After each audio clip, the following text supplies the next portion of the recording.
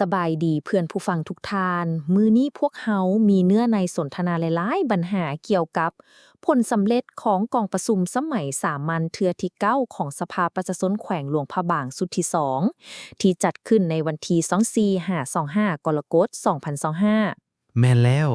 กองประชุมนี้ได้รับการเป็นประธานโดยท่านสิงตันไซลือทรง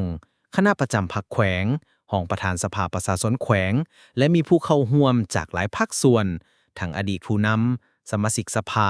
และหัวหน้าแผนกการต่างๆมันเป็นกองประชุมที่สำคัญที่สุมใส่การพัฒนาเศรษฐกิจสังคมของแขวงหลวงพระบางถูกต้องกองประชุมได้สรุปผลงาน6เดือนต้นปี2025และวางแผนสำหรับ6เดือนท้ายปี มีหลายด้านที่ประสบผลสำเร็จเช่นเสถียรภาพการเมือง และความสงบของสังคม เศรษฐกิจขยายตัว 3.94%คิดเป็นมูลค่า 11,232 ตื้อกีบรายรับเฉลี่ยต่อหัวคน23ล้านกีบการเก็บรายรับงบประมาณ 85.82% ของเป้าหมาย เจ้าแม่นแล้ว นอกจากนั้นยังมีการแก้ไขปัญหาสังคมเช่นการระบายน้ำราคาไฟฟ้า ปัญหาที่ดิน และการช่วยเหลือประชาชน มี19สายโทรศัพท์ด่วน และ28คำเสนอจากประชาชน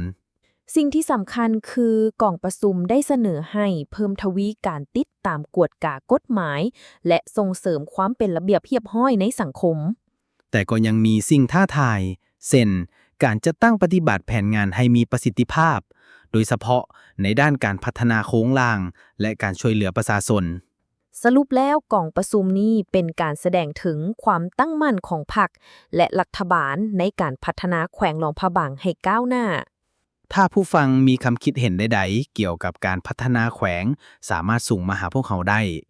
ขอบใจทุกท่านที่ติดตามฟัง อย่าลืมกดติดตามและแบ่งปันพอดแคสต์นี้ให้เพื่อนๆได้ฟังน้ำกันนสบายดีำสบายดี